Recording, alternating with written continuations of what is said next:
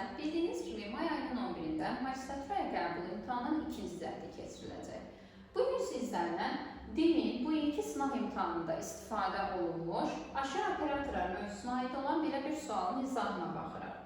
İlk növbədə burada mötərizələrin daxilini hesablamağa başlayırıq. Yəni, ilk olaraq 4 operator 3'ü hesablayırıq. Operator işarəsindən sol tərəfdə A, sağ tərəfdə B verilir. Yəni, bizdə A-nın qiyməti 4, B-nin qiyməti 3 olacaq.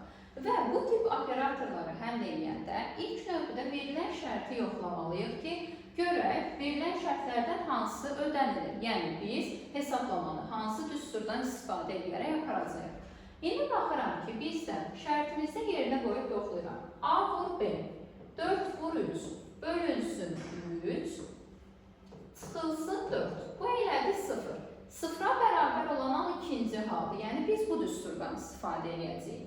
Baxırıq ki, 2 vur A, yəni 2 vur 4, üstə gəl B, yəni 3.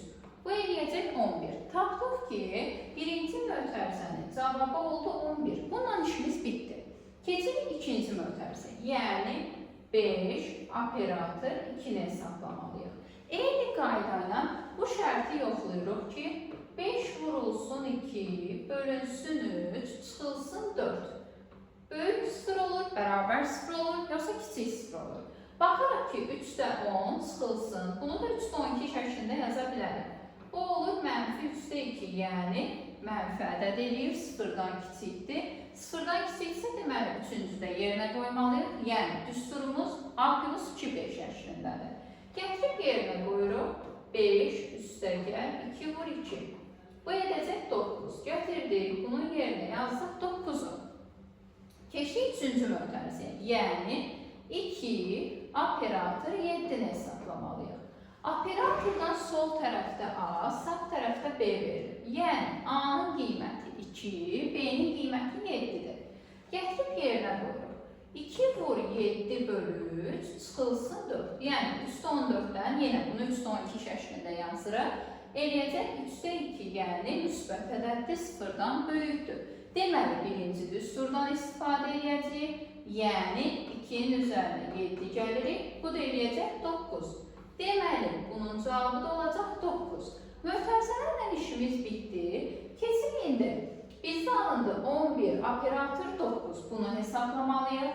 Yazırıq. 11 operator 9 bərabərdir. Yenə də verilmiş şərti yoxlayırıq ki, hansı şərt ödəniləcək? 11 vur 9 bölü çıx 4. Buradan alırıq, 3-lər ixtisara gedəcək. Burada 1, burada 3 qalır. 33-dən 4 çıxdıq, elədi 29, yəni müsbət ədəddir. Müsbət ədəddirsə, deməli, birinci şərtdə yerinə yazırıq. Yəni, 11 üstə gəl 9, bu eləyəcək 20. Deməli, biz tapdıq ki, buranın cavabı bu tövbrikdə olacaq 20. Son olaraq, sonuncu dəfə hesablayırıq operatoru. 20 operator 9-u hesablamaq lazımdır. Buradan da alırıq ki, yenə də operatorun sol tərəfi A, sağ tərəfi B-dir. Yəni, əvvəlcə şərti 20 və 9-u qoyaraq yoxlayırıq. 20 vurulsun 9, bölünsün 3, çıxılsın 4. Burada eləyəcək 56, yəni müsbət ədəddir. Müsbət ədəd olduğuna görə yenə bu düsturda yerinə yazıb yoxlayırıq. 20-nin üzərinə 9 gəlirik, bu da eləyir 29. Yəni, düzgün cavabımız olacaq 29. Növbəti videolarda görüşənə qədər.